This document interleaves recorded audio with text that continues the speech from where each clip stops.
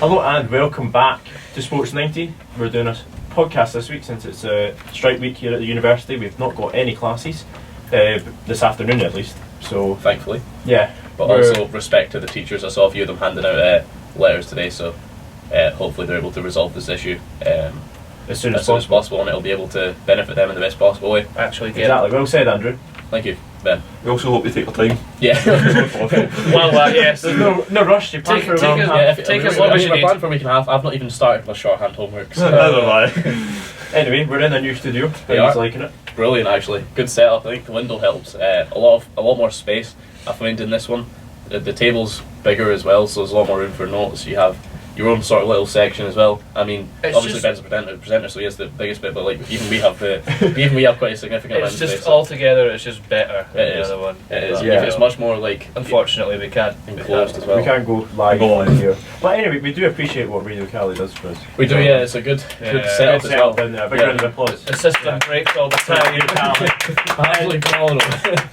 All the crew there. So. We have screaming audio randomly. Yeah, we fixed that on Friday, so it's just nothing to worry about.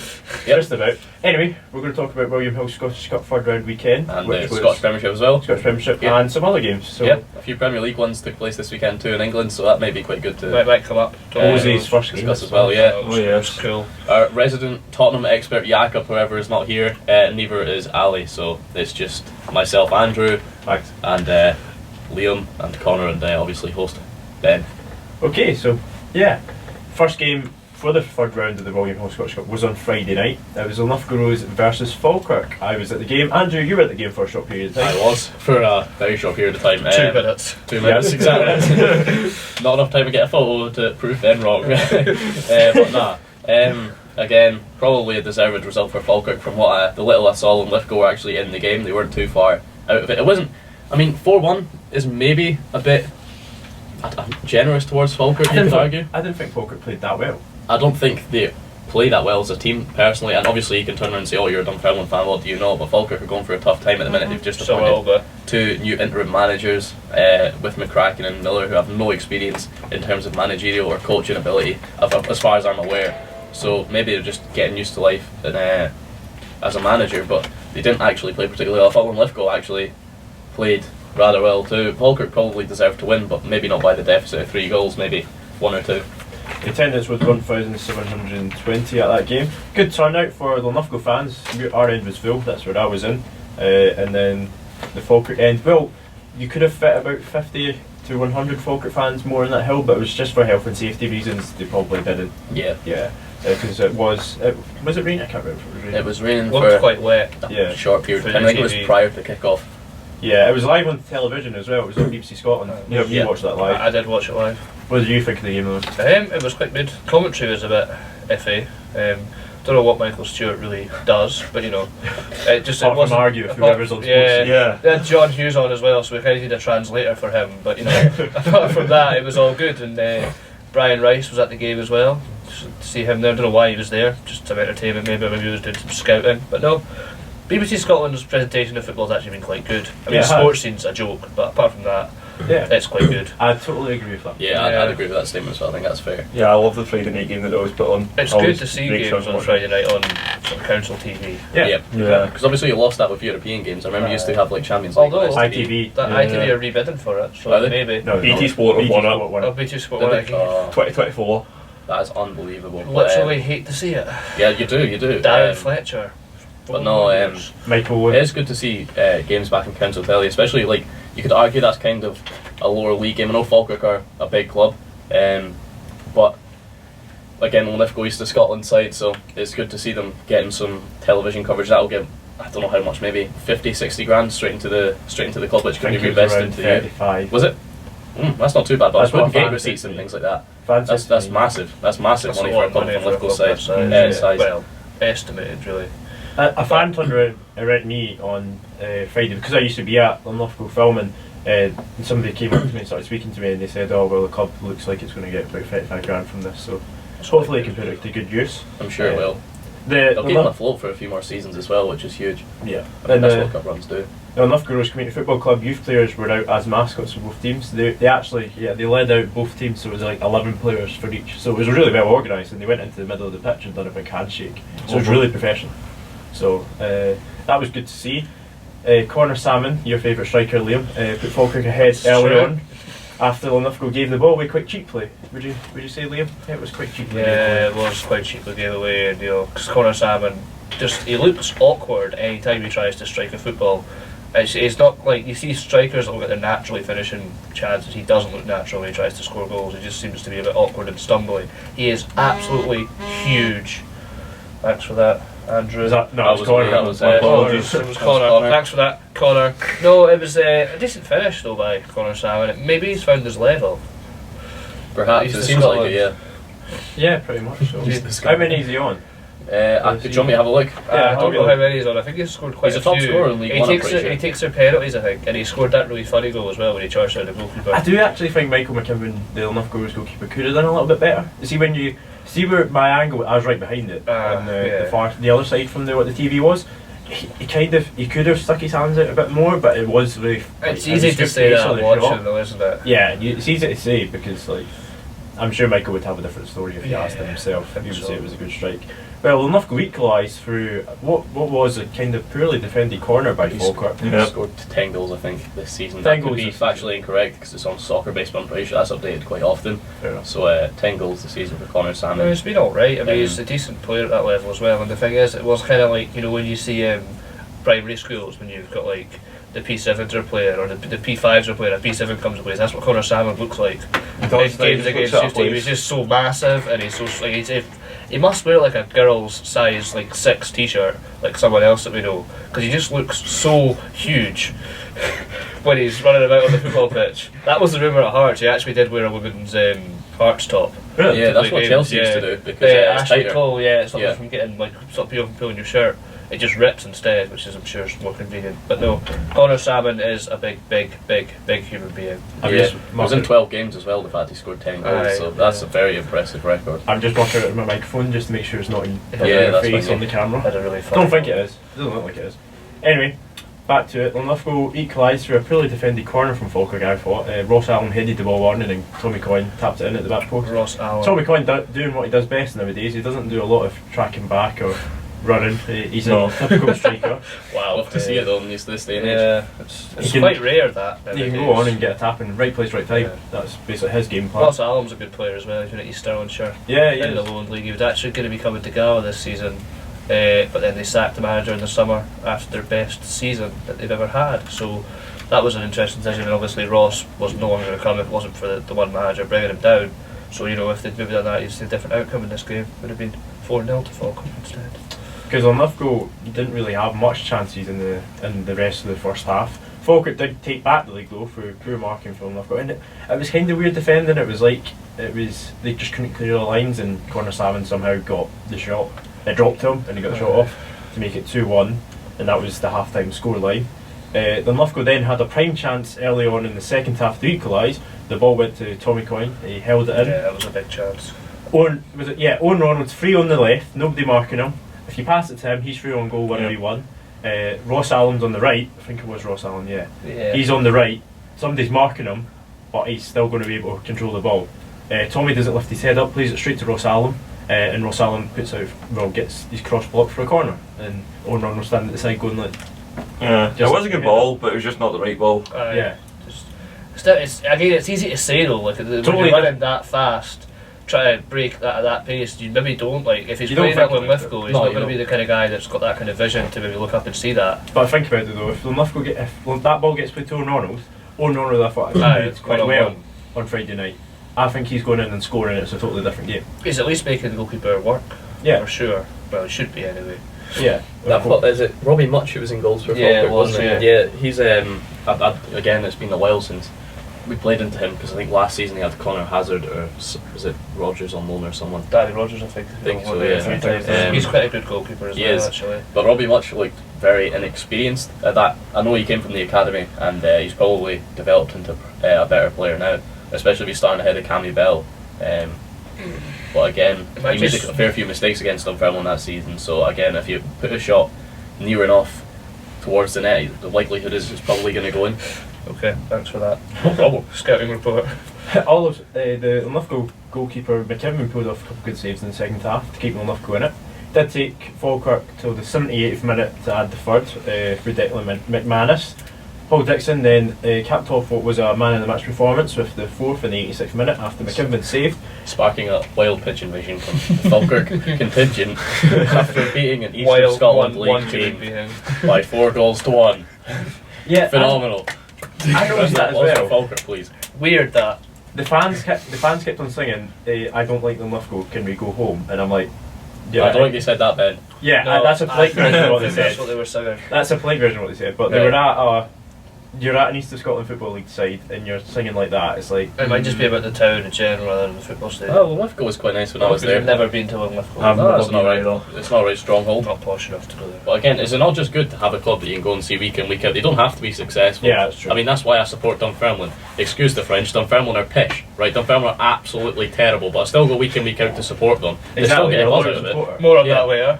More on that later. Although, like, exactly. Oh, you're in for a treat today, boys. Yeah, no, exactly. I'm getting exactly where you're coming from because having every town having that club to go watch, no matter what level it's at. A lot of towns have them. It's just people don't. People decide not to go because there's other more attractive clubs. That's a call right now. We're saying it right here on Sports90. If your professional club isn't playing, get out there and support your lonely. Even if your club's playing on a Sunday, go and see a Saturday game. Even if your club's playing on Saturday, go and see a Friday game if it's nearby. You don't have to trek miles away. That's why there's always a game somewhere that you can go. Get out and support them and help the club. I mean, because boys, that's what you do. I've been to 31 games this season. 31 games. I mean, not even half of them are Dunfermline because they're that bad at this point. Nah, I'm joking. Just because I fancy going to different games and that. But like, you know, the thing is, you get such a kick out of going to a football game. Like, you get honestly at higher levels is expensive as well.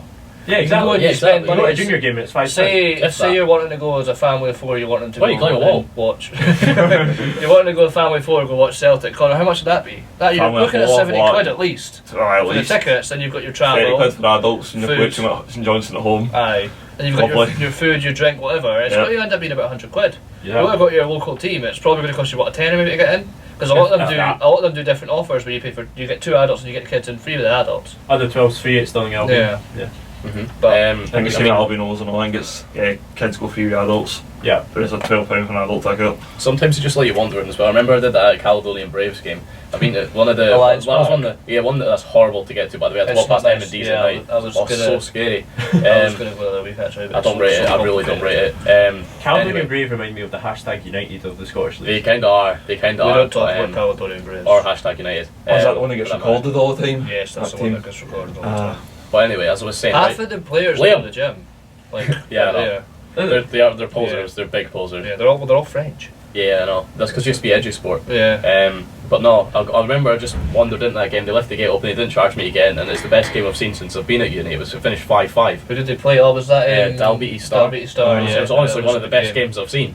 I remember when Linlithgow played Dalbeatty Star like years ago. We beat them 5-1. Yeah, no, it was a great encounter. But like, you don't have to go and see Celtic and Rangers to have a good time. You don't have to even see teams like Dunfermline to have a good time. I've had better experiences this season at Lowland League clubs than I have at Dunfermline.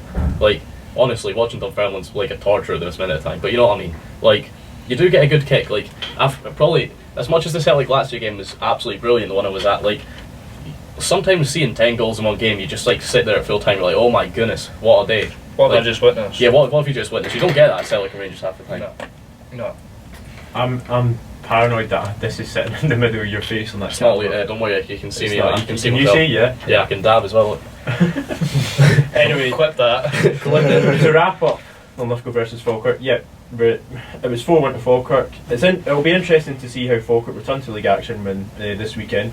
And Gregor Buchanan is also an avid listener of the show. Not true. But anyway, the message from that is, if your professional club isn't playing, get out there and support your local team. No matter what level they're at. Juniors, East of Scotland League, whatever. And please don't make a football Twitter account. Yeah. Even matchday vloggers, encourage that? No. I can understand why they're needed, but I just think some of them, like, this is not a dig. I just think ones that will record games, especially the ones you've lost, Like, I'm not saying it's Dunfermline, like, I'm just meaning in general, like, some games you go to and you've lost, unless it's like an embarrassing loss and you want to show it, but like, games midweek when you play, like, I don't know, I'm just going to use Stranraer for example. If you go down to Stranraer and lose 1-0, I don't think many fans are going to want to watch that content. And it's also very difficult, because if you support someone, maybe the size, even of like Dunfermline or even like Dundee United, not many people are going to tune in, because they're not, like, Dundee United aren't a worldwide name. They're not going to attract that much of an audience. I mean, maybe, I think 1885 Ben had something like 50,000 views on his Dundee and Dundee United. Well, in the grand scheme of things on YouTube, that's not very much. Like, obviously for a channel of his size, it's impressive. How many was it, sorry? 50,000. Scottish YouTube, that's quite good. It is, yeah. That's good for Scottish. Alright. I'm not, but again, I'm not really into it. I just think, like, sometimes it's taking the mick a bit, especially if you're going down to watch, like, a boring encounter, and no one's going to watch it, maybe 1,000 views. It's just, sometimes it's just not entertaining. Obviously gets a couple thousand. Again though, it's not a lot though, is it? Like, I don't necessarily, like, I'd honestly, you could hand me a camera and I'd honestly just wouldn't record any of the game, because all that Football Mania HD, yeah, who does the Hearts games, that's the thing is, it's like, you get the guys that have them, like, they have like the selfie sticks or whatever, or the GoPros, and they just put it up in film. They don't ask anyone. They don't say, do you want to be in my video? They don't say, sorry that you now can't see the game because I've got my phone up. I think the problem with that is the fact that matchday vloggers, especially, some of them are very young, so like they're like 12, 13, 14. So you just enjoy the game, because I remember I was 12, 13, 14, I just used to go and have a great time. There's no need to film it. Like, the memories stay with you forever. If it was that good a moment, you don't need to film it.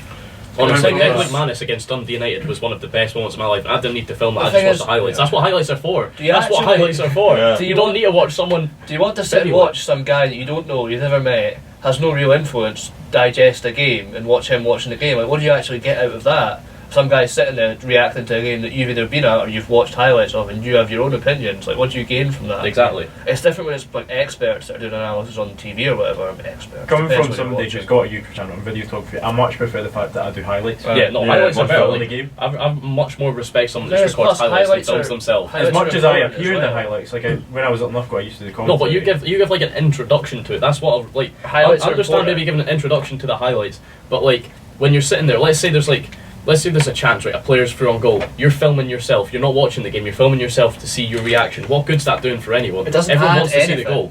Everyone just wants to see the goal, and the fans. Like, I remember again, we were playing Celtic, and they filmed themselves after we'd scored. Like, they filmed themselves, not the fans. They filmed themselves. I remember when we was against Celtic, I was down 20 rows of seats. 20 rows of seats. He was just filming himself. What good is that? I'd much rather, like, honestly, I like fan cams. I like the idea of fan cams. Maybe you film the fans when they score. All the fans. Yeah, all the fans. Just not yourself. What good is one person going to do? What good? Honestly, what influence does that have? It doesn't add anything. Matchday experiences are a good idea, because you show the experience that the fans are having. But I don't think anyone cares if it's your experience. I think it's like a collective experience that most people would like to see. If that fan makes sense. footage. Yeah, do you know what? Right. You go to a game. For me, you go to a game. As soon as 3 o'clock hits, you put your phone away, your phone goes in your pocket. It doesn't come out until half time, fair enough, or full time. I don't see why folk have to. That gets me as well, when you go and you pay 35 quid for a ticket and you just sit and look at your phone the whole time. Like, sure, you could save money, give that seat to someone else, and go and look at your phone at home. Exactly. Yeah. Well, I mean, like, as well, say for example, if we played Rangers, or Sports Celtic, so say we score them at the last minute or something, like, what would you rather? Actually enjoy the moment, or sit and record other people enjoying the moment, and you're just standing there. I've brought my phone out once when Hearts scored against Hibs, and it went 10 rows below and was wrecked. So, like, never again. The only time I ever take my phone out, I do this thread on Twitter of like games I've been to. I take one picture. Follow my Twitter, Andy Morrison 16. Like, I see myself on the video going absolutely mental, and they're just sitting spinning their camera around. Just like, I've actually got a video. Roll that clip right now. Yeah.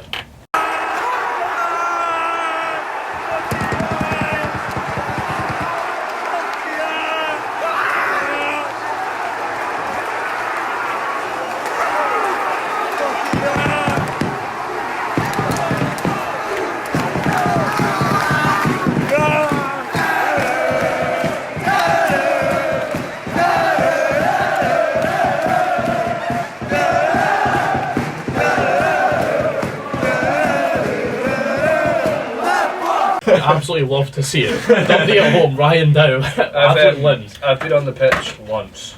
At Gala? No. Oh, I've been on the pitch at Gala. No, that was so Edge Sport Academy. We'll go through it. So we're 1-0 down at Edge Sport Academy. I scored after 2 minutes. Right. It's freezing cold. It's November. We're 1-0 down. The whole game. and we score in the 91st minute and then 94th minute to win it, and I was like off. Down the touchline, I was like, we're filmed with radio Old Trafford down the touchline, it was quality. Oh, right. I've been on the pitch. I mean, Dundee was very near, I kind of nearly got pushed, but that doesn't really count. Partick away, actually, a couple of months ago, someone just sprinted through the gates after Kevin Nisbet scored, so I just did the same. Morton away, when we won the league when I was about 11, my dad was the first on the pitch. Yeah, I had to. I was 11 in the stand with my 3 friends. We didn't know what to do, so we just went on the pitch. My dad was actually caught on telly. On the pitch against Aberdeen at home. Stevie Bell scored in like the last minute. That was a funny night, that one. Well, I wasn't there, but see, linking that and celebrating on the pitch back to the William Hill Scottish Cup. Did anybody see the Broxburn game? No. The highlights? No, I didn't. I did, so that's good. Broxburn Athletic defeated Inverurie Local Watch 1-0 to progress through to the 4th round for the first time in their history. The fans wanted a big West Lothian derby against Premiership Livingston, but they didn't. They got St Mirren away instead. Good draw though. Good money. Anyway, linking that to like pitch invasion and stuff like that. So basically, at full time, all the Broxburn players ran over to the Broxburn fans who were in the corner. That's what they should do. Yeah, they did. And then the Broxburn fans came on the pitch, slightly on the pitch, to celebrate with them. They didn't run on the pitch, of course, but it the highlights like cuts to that, and you can actually see a steward like try and like actually forcefully pull somebody off. And it's like, I don't get it. This guy do that all the time though. That's you're sitting there like they've travelled like, I don't know, is it 3-4 hours to Inverurie from Broxburn? At least. It's a Highland League game, Highland League give it a rest. And they've won 1-0 and they're through the 4th round of the... I tell you what, there'll be some bus journey home. But some party. Aye. But no, but the stewards are just trying to pull them back, and it's like, just let them celebrate. Are they doing anybody any harm? No, it's not as if they're damaging the pitch harm. No. It's a Highland League team as well. Like half their pitches are literally plastic. Have you seen the Wick Academy pitch? No. It's a hill. Like genuinely, the first goal, the goal mouse here. So Barton. Oh yeah, goal mouse here. Second goal mouse up here. So to be fair, Easter Road used to be on a hill as well. Yeah. Up until about the 90s, Easter Road was a hill. It's like when the longest journey they reckon in Scottish like Premier football is like Ross County against Kilmarnock. It genuinely takes them 9 hours to get there on the bus, and they don't even pay for it. They don't even pay for a hotel. They leave in the morning from up there. Remember, we went to Ross County once from Gala, and we left at like 8:30 in the morning, got there at 2:30, and we were back in the house at 11:30 at night, which was fun. So another game we're going to talk about is Stirling Albion versus Clyde. I was there, of course, because I'm the videographer for Stirling Albion. It was overshadowed by controversial decisions. Stirling played excellent in the first half. They're probably the best they played all season. They had the better of the chances. They really should have had a penalty when Dylan Bikey was brought down in the box. And then Sean Heaver had a great chance, but it was... take nothing away from David Mitchell. It was a great save. Good goalkeeper, David Mitchell. Yeah, he was a good goalkeeper. Andrew, would you like to rejoin us? Yes, I would. Thank you, Ben. No, again, I think I like Clyde as a club. I don't necessarily like a few individuals in the squad, but I think as a club, they always have a good backing regardless of where they travel to. But again, Stirling Albion, again, I love Stirling Albion's ground. It's a great ground to go to. It's so near the city centre as well, so there's quite a lot to do.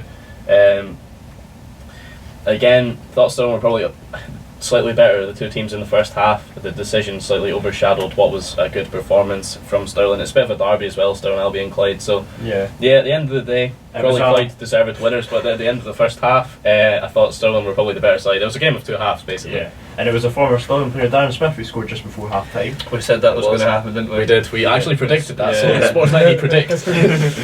And in the second half, I thought Clyde defended quite well. There was a bit of controversy with the referee and the Stirling manager at half time. He was booked, the Stirling manager was booked for Rukiewicz. Yeah, Rukovic. Sorry. The Stirling put quite a lot of crosses into the box, but again, nothing came really from it. Good save by Blair Curry against his former club as well. That was quite good as well.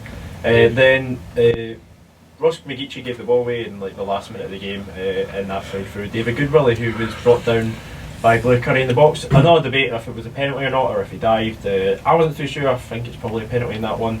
And then Panenka penaltied it to win the game 2-0, and that's when the Clyde fans set off the pyrotechnics.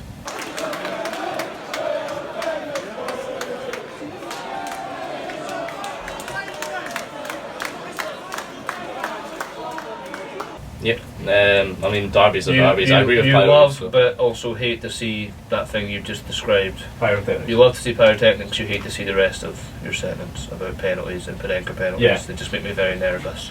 Again, Panenka penalties sometimes work if they don't very, look absolutely very stupid. funny.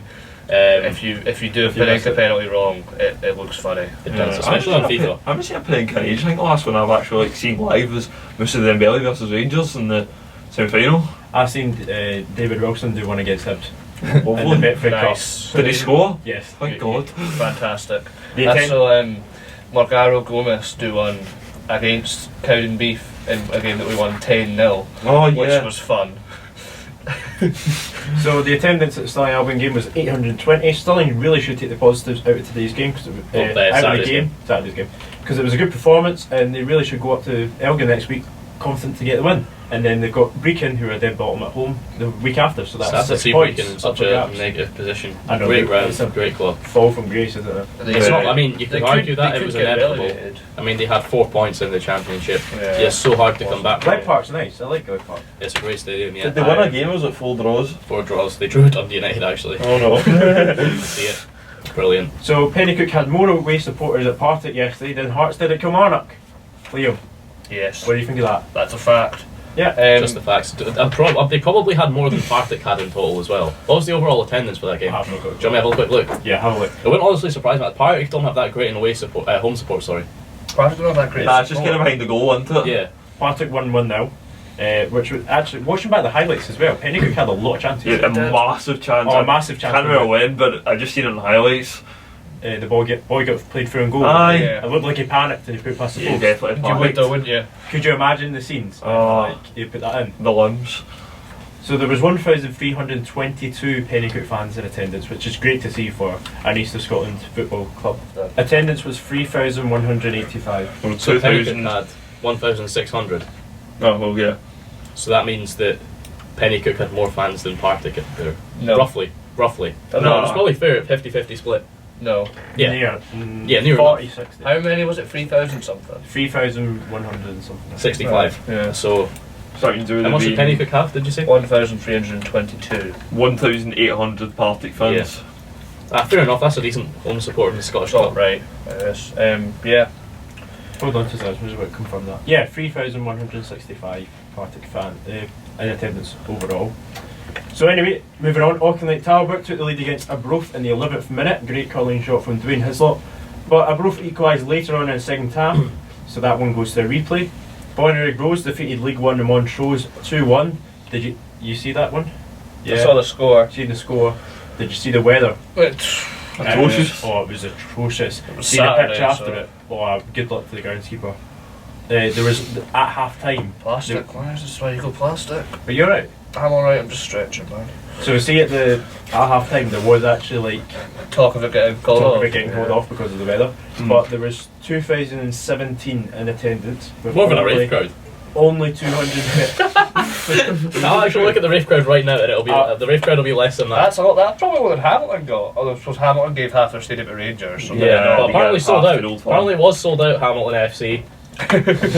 Andrew's not bitter. No, but Hamilton FC, get your Overall. act together. Overall, the weather was really bad at that game, but they stuck through it, even when they went down to 10 men for Bonnyrigg. Attendance 2017 with only 238 from Montrose. Right, keep that attendance That's on the not screen for a really- second then. that's not- Just keep that there because I'm having a look at Rafe versus Peterhead just now.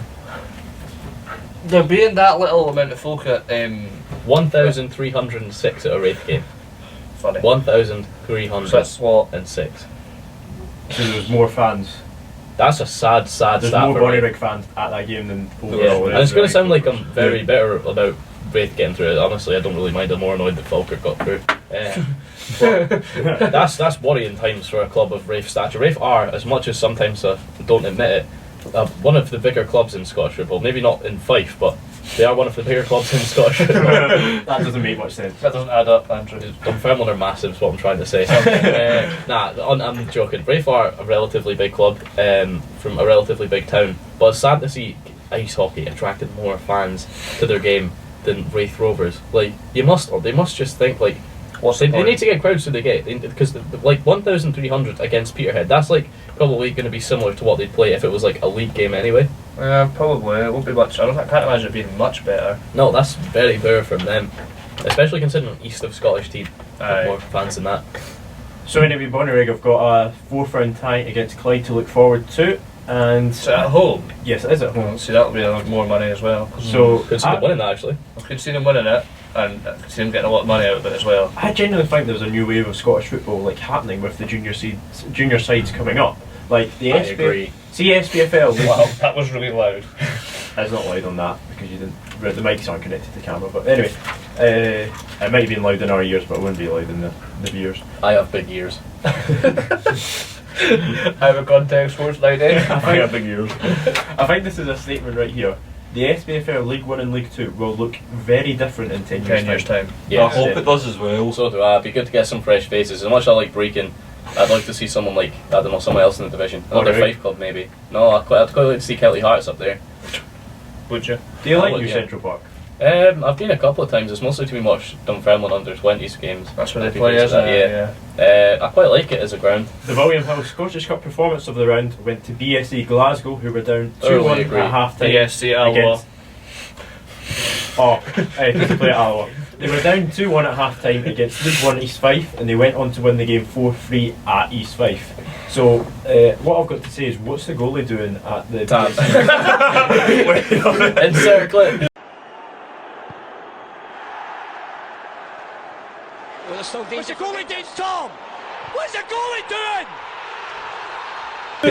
what's the goalie doing at BSE's winning goal? I know, it's not great, is it? It's No. really not great goalkeeper play. No, it's not at all. And what's quite funny was A View from a Terrace were praising East Fife on Friday's show, and then they went and got beat by BSE Glasgow. So, well, then again, it's a junior club that was, and East Fife are apparently ridden with injuries. So, not junior club.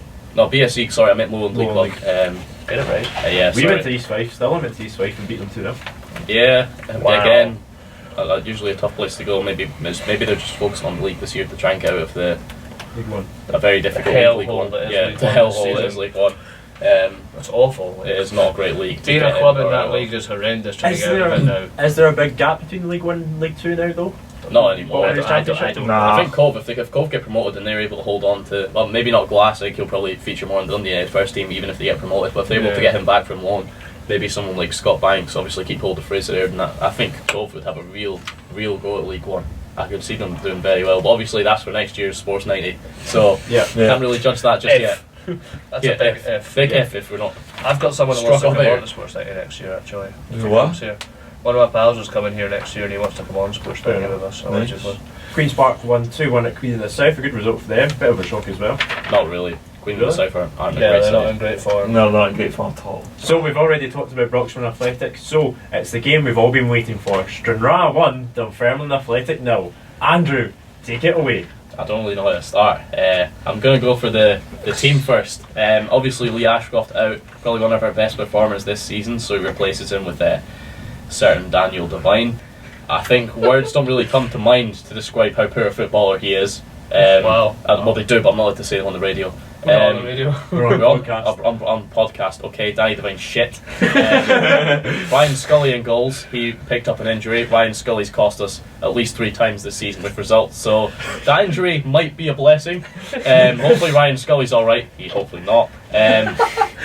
Elsewhere in the team, good to see Lewis McCann starting. Andy Ryan, back to him. Genuinely one of the worst footballers I've seen at Dunfermline in the recent weeks. So overall, the first starting 11, Scully, I mean, just stick Gilling, just get another keeper, release both of them. Aaron Comrie was apparently okay. I was not at this game. I refused to watch the highlights, but I can tell it's going to be a bad one. Danny Devine, oh my god, he is like, he would walk into Bonnyrigg Rose's team, but just probably not Dunfermline's. Lewis Martin at left back gave away the penalty. Or centre half, sorry. Josh Edwards at left back again, young, got plenty of time to grow. Ryan Dow, one of the worst signings I thought we'd made, but turned out to be okay this season. Paul Payton, again the captain. Can't really judge any but Lewis McCann, I like him. Kevin Nisbet's again a good player. Apparently the conditions were poor, so I'll maybe throw that out there. The bench, Matty Todd, man, oh my god. Again, he's young, has time to develop, just hopefully not developing at Dunfermline. Now on to the game. The Scottish Cup match. The Scottish Cup is a competition of pure surprise, you could say. opportunity, the chance to perhaps have a nice little cup run, get a bit of money in the back pocket, all of that turned to shit. Completely and utterly when Lewis Martin decided it was a great idea to handle the ball in the box against Stranraer. I mean, sure, Lewis Martin, great idea. Maybe it was accidental. Again, I'm not watching the highlights because it's just one of the most depressing scorelines in history.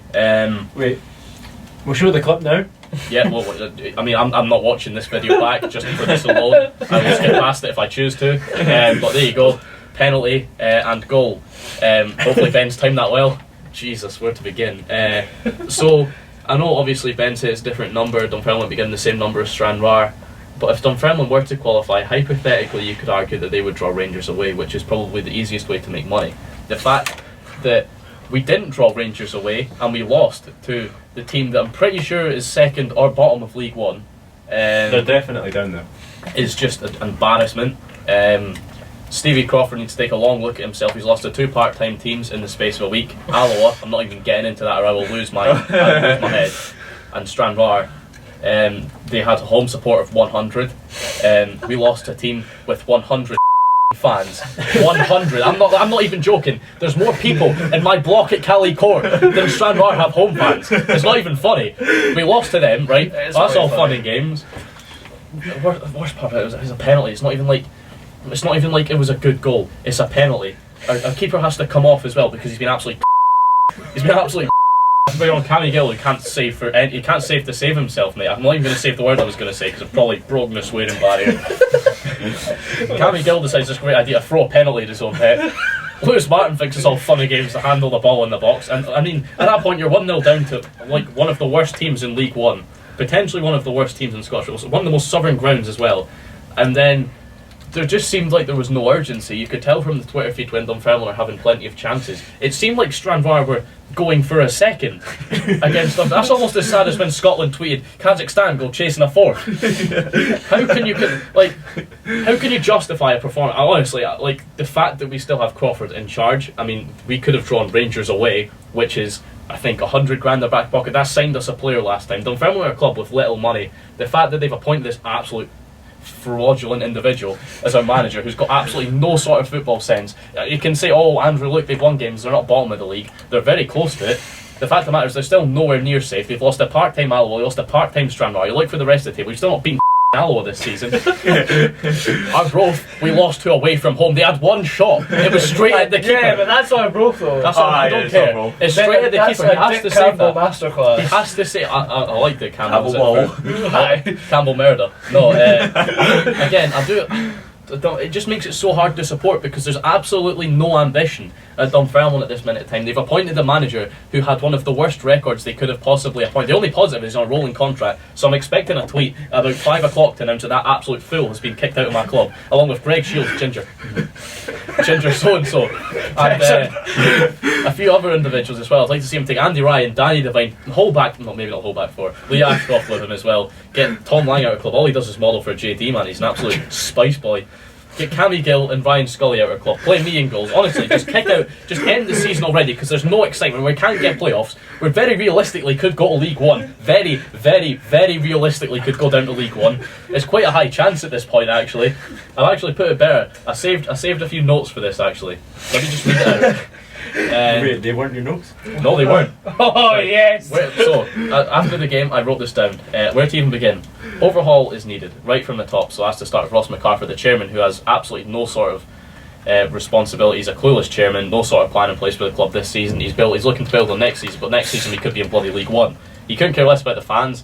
He moved the singing section because one individual threw a cup of tea at a linesman. One individual. I'm sorry, right? There's literally sectarian abuse in 2 clubs in this city, right? There's so much more issues. Like, sectarianism isn't just the only one. There's so many more issues. There's violence. There's people coining players. Apparently it's an issue if we throw a cup of tea at a linesman who had probably one of the worst officiating games I've ever seen. How did you have a bad game as a linesman? Mate, it was awful. It was genuinely. I think it was against Ayr United. Our player had a broken nose. Another player broke his leg, and there was.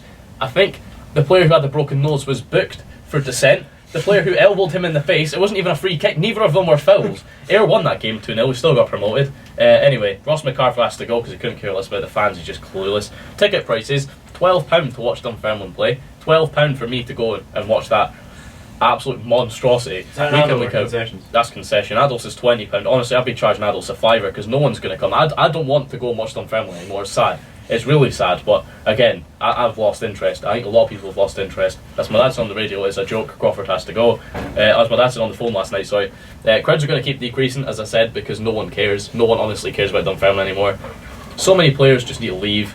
Both goalkeepers, Andy Ryan as well. Just a few there's a few just squad players that just don't think could care less. I don't care less. What's Andy Ryan's goal tally been like since he joined? Terrible. It's absolutely. He's injured all the time as well. I know he's getting injured. The club is honestly going down the same route as Falkirk.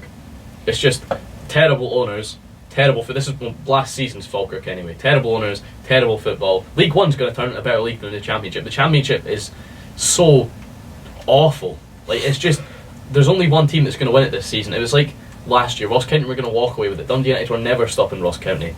If they appoint Nielsen from the start, maybe there'd be a bit more competition. No one's near Dundee United. Ayr are not going to win the league. Inverness aren't going to win the league. If Dundee United don't win this league by at least 10 points, it's an embarrassment for them because the amount of money they've spent. And yeah, again, even being a Falkirk fan at this point is more attractive than a Pars fan. They got a decent chance to get a nice cup run. They've got a new manager. Falkirk are at least acting on the situation. They've not got the winner of Walking Like a Both, haven't they? Exactly. You know what I mean? They could hold as well. Yeah, is it? It's away, no. It's away. Okay, well, I'm going to Auchinleck if they play Falkirk, and I'll be wearing my full Pars kit. Sale like that. Shin pads and all. Shin pads and all, and boots. I'll be ready to get subbed on. For the Pars. Yeah, again, it's like what, and finally I said Crawford has to go. 2 unforgivable losses in a row, and another terrible season in full swing. It was like the end of last season. He lost 6 games, and you know what Dunfermline decided to be a great idea to do? It was mathematically impossible for us to go down for a period of time. Or no, it wasn't. It was nigh on impossible. We finished 1 point away from relegation. We lost 8 games in a row, and Ross McCarthy thought, you know what's a class idea, Dunfermline? I'm going to appoint that clown to lead you next season. We've won 1 game. So 2 games at home. It could be more. I guess 3. Never mind. 3 games at home this season, which isn't great. We haven't won a home game against anyone since March, before we beat Ayr a couple of weeks ago. Sounds good. It's brilliant. We've lost 2 games in a row to 2 part-time teams, lost down 150 grand against Rangers, and again, Stevie Crawford is still our manager. So Dunfermline, just liquidate again, or just should have folded. I put it on Twitter as soon as the game was done. Should have folded in 2013. They might as well have. I might have had a bit more of an enjoyable time here. Worst week in uni at full swing. Got Cow and Beef games. I'll come to Sports Stirling. I'll be in there. Cow and Beef. You're not going to go there, are you? No, Sports Stirling. Yeah. Come to Stirling. We're all, everybody's welcome to Stirling. Thanks, fine. So that was as much as we were laughing, that was a very passionate rant, Andrew. I understand why you might be laughing. Feel free to just go into that game in more detail if you wish. I just think that the fact of the matter is, there's a club with no ambition. Even last season there was an ambition that this season might get better if they appointed a perhaps better manager. Darren Young's contract was out. Dan Young's out of contract at the end of last season. He's done phenomenally well with a small budget at East Fife and a part-time team in League One.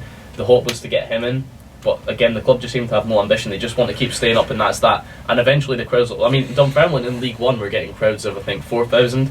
I remember we played Brecon, I think, and it was day 1 of the week. There was 5,000 fans there, and that's much more than the likes of Motherwell, Hamilton, even Kilmarnock at that time. Maybe not as much anymore. Now the crowds are dwindling. They're about 2,500. The fact that he's managed to single-handedly knock half our supporters away from coming to games is just tragic. It's genuinely so disheartening, and it just doesn't make you want to go. You just sit there and think, what is the point? Because again, you'll probably this will be taken out of context on Falkirk Twitter or something, but nah, it's just brutal. It is absolutely brutal supporting Dunfermline. There's no enjoyment, there's no fun. It's just a waste of time sometimes. It's not how it should be. You should go to football to enjoy yourself, but this is pish. Fair enough, Andrew, fair enough. You voiced your opinion there. You've Stevie Crawford out. You've got it all out. We're going to move on, have a wee look at the 4th round draw for the William Hill Scottish Cup. Stranraer Rangers is certainly one to look at. Dunfermline. Aberdeen versus Dumbarton. Easy draw for Aberdeen there. That's nice. Alloa versus Inverness. That's a big one. It could go either way. We don't talk about Alloa and Inverness because that was when I offended the whole town last time. Oh, one game we forgot to talk about in the William Hill Scottish Cup 3rd round. Please don't. Albion Rovers 4-1 by Airdrie at home. Yes. That's a GoPro dead then. Thank God, just about to start slowing. No, that one's on. R.I.P. That one's on. Anything to say on Airdrie? Merda. You love to see it. I didn't actually see that. I've seen the highlights, and for what I've seen so far, it was actually quite an even game. It was just defensive mistakes. Yep. Led to Airdrie scoring 3 and running riot. But we did equalise in the 52nd minute through an Airdrie own goal.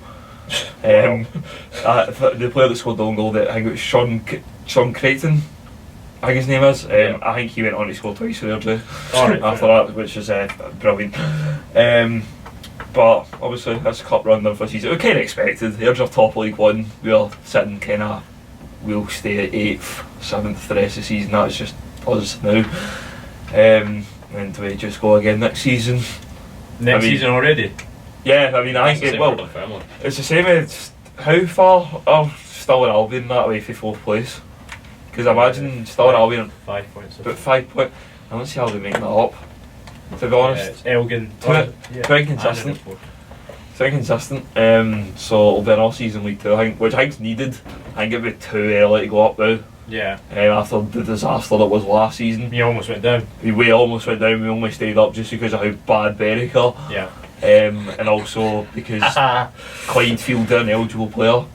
Following off when we played Peterhead late on the season, our top scorer was Clyde, an eligible player with 3 goals. The next one was 2 goals. So that was last season summed up. But I'm still happy obviously with Kevin Harper. He's brought stability to an extent back. Go again next season. Well, we'll go back to the William Hill Scottish Cup 4th round. So we had Auchinleck versus Arbroath. Auchinleck or Arbroath, that's the replay, will play Falkirk at home. When is that taking place? Weekend. It's like Gayfield, isn't it? It's 18th of January. Yeah. It's after the winter break in the Premiership. Bonnery Rose versus Clyde. Ayr United versus Ross County. I think that will be a good game. Dundee United versus Hibernian. That'll be a good game. A good game there as well, yeah. Dundee versus Motherwell. They'll now draw. East Kilbride versus BSC Glasgow. That's an interesting one because that's definite one Lowland League team. One Lowland League team, thank you Liam. Will be going through to the 5th round. You love to see that though. You actually do love to see it. Yeah. Again, it's good for Scottish football, someone from a lower league division perhaps gaining quite a decent cup run. I reckon probably will be BSC Glasgow. I think East Kilbride have had quite a poor season, am I right in saying that? Not been in great form. And BSC Glasgow currently sit 3rd. So I think they'll be hoping to go through, and it'll be again a good success. Only success bob to Indodrill Stadium, that's for sure. But yeah, you know, Hamilton love to see it. The next game's Hamilton Academic versus Edinburgh City. That's a Edinburgh City win. Yeah, Edinburgh City. You think? Yeah, no. Could do for sure. And beat them. Yeah, it's true. I hope so that potentially Celtic don't need to draw Hamilton away. I hope Hamilton go down after the way I was treated yesterday. I'm disgusted by that. You know they won't go down, they never go down. Everyone hopes they go down every year, it never happens. Brian Rice, let's take a bit of that. It is a bit annoying though for Edinburgh City because it's like, we're in the 4th round, we could get a good draw. We've got a Premiership club and it's Hamilton. And it's Hamilton of all teams, so hopefully they beat them. I really hope they beat them. I quite like Edinburgh City as a club, so. Yeah, and Hearts, your team. Yep. They're home to Airdrie. Come on the Jambos. That's a shock waiting to happen, isn't it? Could be. Yes. Yeah, that's all you're going to say. See what Andrews just said about Dunfermline. If Airdrie come to Tynecastle and beat Hearts, I'll be like that, but on acid. I will be genuinely so angry I will combust this whole studio. I don't see it. No, I think Hearts are going to run riot. Really? Yeah. That's an interesting one. That'll be the game. It'll be Neil Warnock's first game in charge. No, it won't. It'll be Austin McPhee's first proper game in charge. No, he'll get the job after beating Airdrie. No, he'll get the job after. You alright? You want us to have a rant? I actually was thinking I was going to get to do a rant. Heart of Midlothian lose 1-0 to St Johnstone in Perth. St Johnstone were bottom of the league, and we sacked Craig Levine. And Anne Budge says at the press conference, and I quote, "We're looking for someone high profile and extremely experienced to lead this team forward. Now, would you like to know who's been interviewed for the Hearts job so far?" Neil Warnock. No. Stuart McCall, Neil McCann, Steve Cotterill. Yep.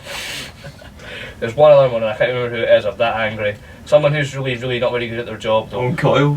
No, even He's worse. 2-1 for the Falkirk job. Even worse than Owen Coyle. Who is it? It's left my brain. It's Jim McIntyre. No, thankfully. It's some Alan Irvine, who was like David Moyes' assistant or something for some years. He was great. And the worst bit is, Stephen Naismith has went to Anne Budge and went, oh yeah, Alan Irvine's really, really good, we should definitely appoint him. What the is he doing? Alan Irvine is like, he's had like 2 managerial jobs, both as caretakers. He was West Brom's manager for about 3 months before they sacked him because he was that useless. Neil Warnock said he wants a Hearts job. No one's contacted him. No one's even wanted to pick up his phone. He's put Felix Magath. I mean, that'd be hilarious. I'd love that. He put it in his CV. He got told no. Daniel Stendhal has been the latest one that's been like, that'd be really, really good. But Daniel Stendhal is essentially just put 2 fingers up to Anne Budge and went, nope, I'm not managing in Edinburgh.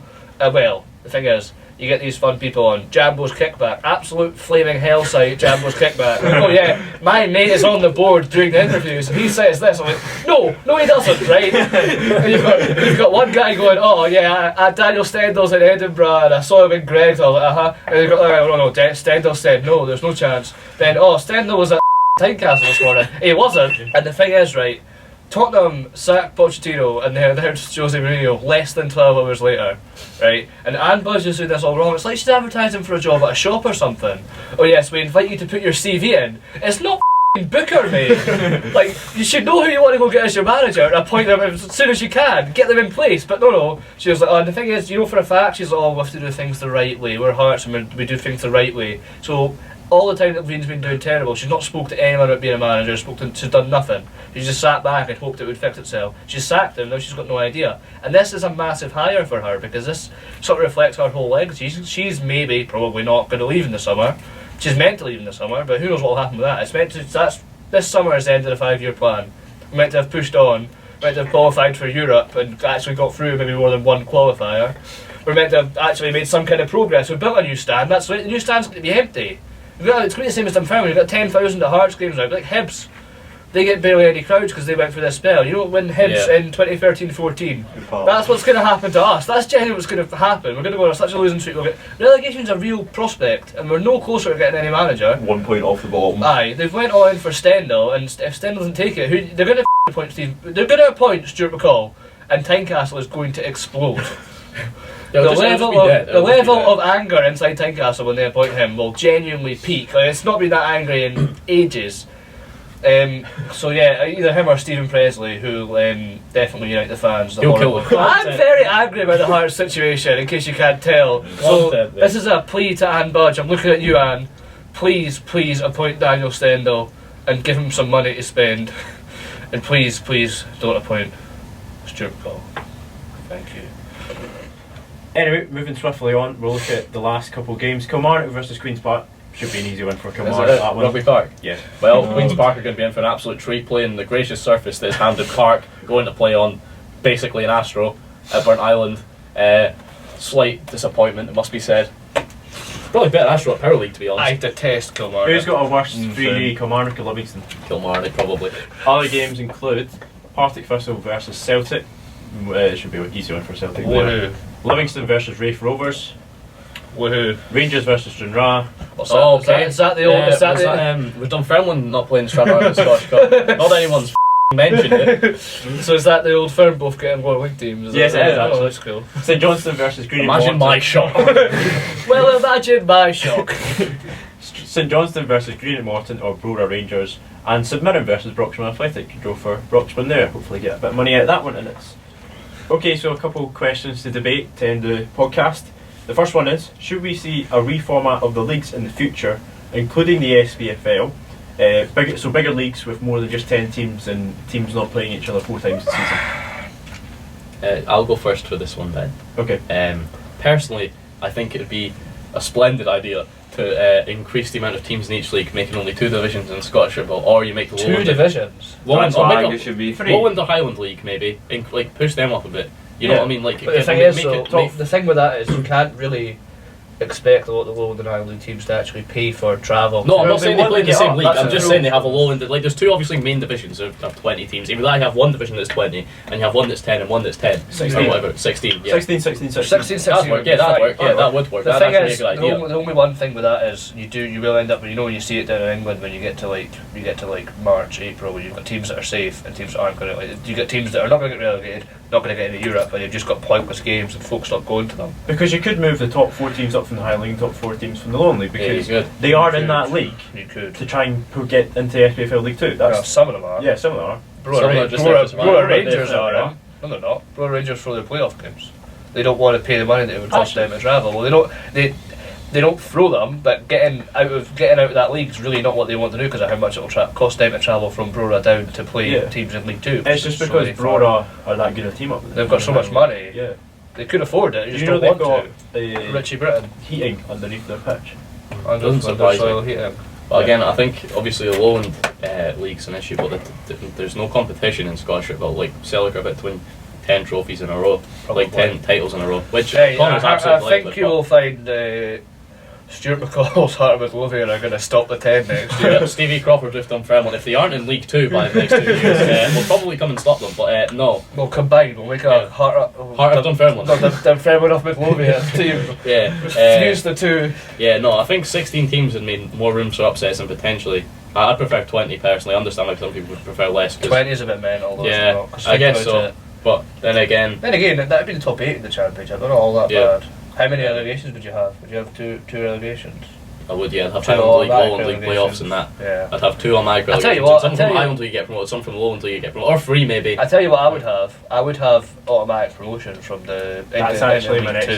That's my next question. Oh, okay. Should there be an automatic promotion from Lowland League? The only problem with that might be the fact that you could have like someone, let's say, I don't know. This is very, very, very unlikely, but you have someone like St Johnstone, Dundee United, like if you put them in the Highland League, you're going to have to travel quite a. Well, no, because they work it out. Do they? So it's the same. Right. It's what there was a big thing in the Lowland League last year with Berwick coming down, but they didn't know about relegation and promotion and whatever.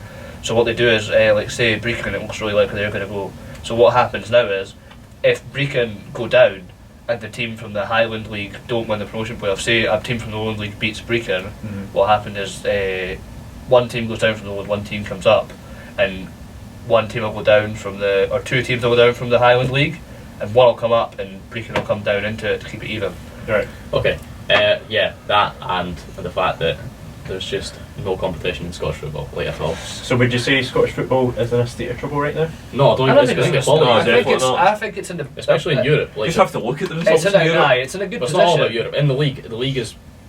Again, it's I'm going to tight swear this year, the league is not that tight. It's tight between 2 teams. Apart from that, it's pointless. There's like, absolutely no competition. Who wasn't saying it? Was it Brian Rice? He was saying that I heard someone say it on BT. It's the biggest the gap's been between the Old Firm and the rest of the league in about 40 years. Oh, and it's not that the Old Firm are the 2 best teams in 40 years, because they're not. Their teams aren't massive. Their teams aren't that great.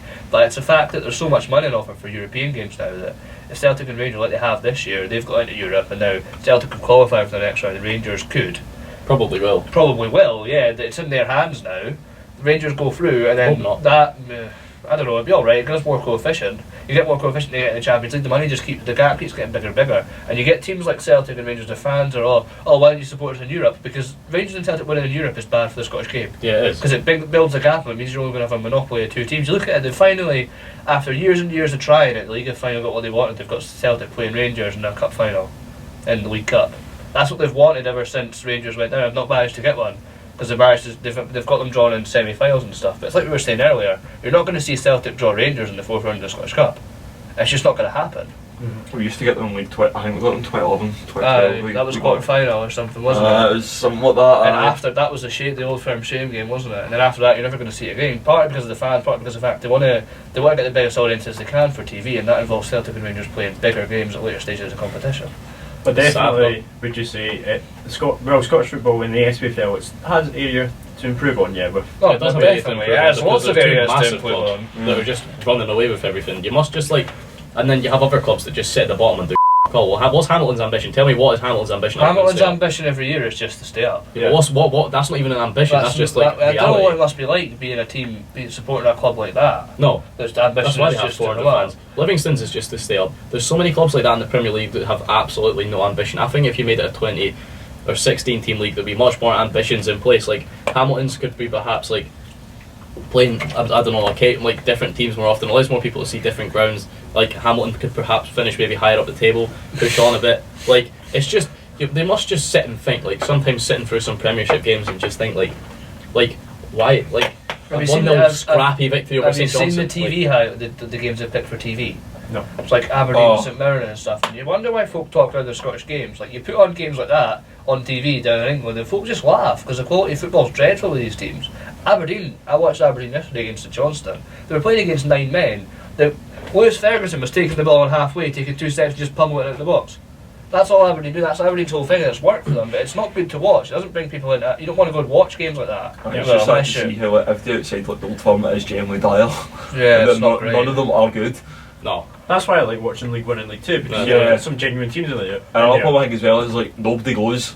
Like Aberdeen, like when was the last time they ever sold out a game? It's a one-club city, and they barely get close to it. The only game that they get close to selling out is Rangers at home. That's it. It's sad as well because they have like Aberdeen Rangers supporters buses and that. Like people would rather travel down on a 3-hour bus journey to watch Rangers it's ridiculous. I've always thought this as well. So that ties back into the idea, the fact that we were talking about earlier of supporting your local club. Yeah, I mean, everyone has the argument. My dad supported this team, so I support him. Like, whatever, man. Sure, that's your decision, but you'd have more fun. You're not telling me that, I suppose you win trophies and whatever, but it doesn't mean anywhere near the same as guys that support Rangers from Aberdeen. No. Than if you were to support Aberdeen. Because my dad supported Dunfermline. I get it, like if you're, say, a Rangers fan and you've like moved to Aberdeen or something for like work and then like obviously, but if you're born in Aberdeen you should probably be supporting Aberdeen, but I can't really say that because I'm born in Coatbridge, but you support Celtic, my full family are Celtic. I just can't get out of that. Coatbridge is also mini island. You also support Albion Rovers. Yeah, but like honestly, you can support a big club, but go and see the other club as well. Like it's sometimes good not to contribute to what is basically a business. A monopoly. When they're away from home, go support. For example, that's what I do. But like my nearest like local sort of bigger club is Motherwell. Yeah, you could say, but I've been twice, but yeah. I really like watching League 1 and League 2 because Stirling, what we're trying to do is get up into League 1 because that's where that must be exciting. Really deserve. It is. Like, as much as I was talking slightly down about it earlier, like I'd much rather support a club like Stirling Albion than would Celtic or Rangers. Like it's great going to European games, it's great seeing the atmosphere, it's great seeing Celtic play the likes of Lazio and beating them, but like at the end of the day, you get the buzz. You get the buzz from seeing the result. The feeling will never be the same for them winning a trophy. You look at it, you see like Celtic. When we played Celtic in the cup final last May, which we don't talk about, but when we played Celtic in the cup final, their fans were like packing up and leaving at 85 minutes, and their team was about to seal a treble. The treble, the first time that's been done ever. And they're getting up and leaving. There's some people that are too used to it. I think it'll obviously never change for me. And everything's they've got an altered sense of reality as well because they lose a couple of games and they start talking about how it's a crisis. I know, and then you get, for Stirling's point of view, doesn't help with the media though. See if we were to go win playoffs this year, I feel like we've won the World Cup. Like see when we scored to equalise against Celtic, right? Against Celtic Park, by the way, I will always remember that moment. Like I'll just remember the ball going in the back of the net and just sheer chaos. But like you saw when Celtic scored against Dunfermline, they were booing their players off the park because they got to the quarterfinals of the cup. You just think like there's just, can you like just celebrate? Like imagine there's a lot of entitlement. Yeah, there is for some of the bigger teams, and I even take Hearts into this as well because the Hearts fans they can be a bit like that. Dunfermline do because they have decent crowds. They think they're massive, but it's just not the case. But Stirling Albion won in the playoffs, didn't they, a wee while ago? Was it 13-14? Yeah, we went up. Sandy Cunningham scored a goal. Sandy Cunningham, Gallagher Rovers legend. Yeah. Not really, but he is a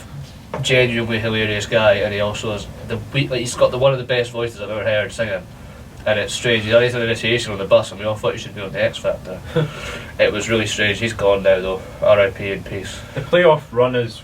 He's not dead. Yeah. He's left. The playoff run's very entertaining in League 2. So you're trying to get up into League 1 and then you get that good game of League 1 versus League 2 or over 2 legs, and that always brings a big crowd in. So it's like, you see, if we were to go to playoffs this year and win it, that would be like that would be memories made for fans nowadays, and that's what it's exactly about. There wouldn't be, like, you see us winning the playoff, although you don't really get a trophy for it. That feeling massive, for isn't it? individual fans, exactly, because it's that massive. It wouldn't be like just Celtic going, "Oh, we won another trophy, yay!" You saw Tynecastle when we were in the Championship. It was full just about every week in the Championship. Yeah, because we were winning games every week, and we were going for something. We won that trophy, and that's what my granddad was saying. That's the first time he's seen Hearts win a league title in about 40 years, and he probably won't see it again. Hearts win a league title we won it by like 23 points or something. Yeah, that's the first and last time he says he's ever seen Hearts win a league title that convincingly. And you can see it, just watching him when they lifted the trophy. It was the Championship, it was the second division, but it meant so much to him compared to you see guys when Celtic or Rangers win their fourth trophy in a row or whatever. And it's just like, oh yeah, so whatever, man. What you could conclude is that the fact that the Championship, League 1 and League 2 can be more entertaining leagues than the Premier League. Oh yeah, totally. I'd rather watch like a low league game than the league. I don't know how that Championship game, that Championship that Hearts won was better than the Premiership that year. Yeah. Absolutely. It was Hearts, Rangers and Hibs. Dunfermline weren't in it. No, we thought they were going to be in it. We thought they were going to be like Kirby bitched us in a play. 3-0. You conceded after 30 seconds. Kane Hemmings. Oh, you got cowed in, did you? Yeah, cowed. Not a time, but nah. Even Falkirk were playing well. They were under. That was one of the most entertaining seasons for the Championship. I think it was huge. I mean, it was like that a couple of seasons ago as well. I think it was when Hibs were in the league. Hibs and Dundee United ran each other very close. Which is slightly more embarrassing for Hibs. Hibs that took 3 seasons to get out of the Championship. Yeah. Couldn't be that's weird. It's like, obviously supporting someone like Dunfermline, you could turn around and say, oh, you support a big club, and Rafe are probably a local club, why don't you support them? I mean, obviously my dad supported them, and Dunfermline are technically still local, like, I'm a little very close to it. Like, I remember when we played Rafe, I think we all thought it would be our last game due to financial issues and that. And like, you saw people like my dad was crying. Like, I've never seen my dad cry. You see stuff like that. You see stuff like that, and you're like, Jesus, this is really what it means to people. Well, I don't think you get that same feeling. Like, you probably do it Celtic. Like Connor probably does, because a loyal fan. He'll go to all the home games and that. But like saying, oh, I support Rangers, go to like 3 games a season. You weren't crying when your team nearly went bust. I remember then we came back a few seasons after. Obviously, relegation to League 1 wasn't great, and then it took us quite a few seasons. Was it not? No, it took us a few seasons to get out of it. But see, when you did, it was the best feeling in the world, and it's League 1. It's League 1. It's people turn around and say, "Oh my God, it's League 1." Rafe used to make fun of us for staying in League 1 for 3 seasons. You got to remember they've stayed in for 3 seasons. But anyway, at Rafe Rovers FC. No, I remember that was just like that was the best feeling in the world. I've seen Dunfermline luckily get promoted twice in my lifetime. My dad turned around to me and said, "You don't know how lucky you are." Like, because I think he'd only seen them win the League once. The amount of relegations he's seen, and like just cup final defeats and that. It's just like disheartening. And he said to me the other day, "It's like, this is a bad time to be a Pars fan, and you've probably seen quite a bad time before with the finances and stuff." But he says one day it'll get better and it'll be worth it. To end the show, just the fact that what it's like to support a League 1 and League 2 Championship even side, it does really mean a lot to the fans if they are doing well. Isn't it? See if Dunfermline had folded, I would be a different person today. Dunfermline dictate a lot, as you could probably tell due to my segment on Stranraer. A lot Dunfermline dictate a lot of things in my life, and had Dunfermline not been there, this is going to sound so soppy, but Dunfermline not being for there at certain points in my life, I would have found it a lot more difficult to deal with certain things. Like, I was all pish going to school in Kirkcaldy because you got made fun of and that. But see when Dunfermline would beat Rafe Rovers and see you're on top of the world. Like, it's just honestly supporting. You can't honestly beat supporting a club like. Obviously, you travel week in, week out with Stirling Albion. You'll know the feeling going to support your team in the arse end of nowhere, in the middle of some like farmer's field or something. It's experience. It's honestly the experience I've had about football have been the best experiences of my life, hands down. It's memories. Yeah. I've had such a good childhood, 90% due to football. Obviously, my parents and stuff. Gets you when they're going, football's class. Oh, it's just a game. Like, yeah, it's not a game. It's a way of life. It is honestly a way of life. So this has been the first ever Sports90 podcast from Glasgow Caledonian University. We hope you've enjoyed.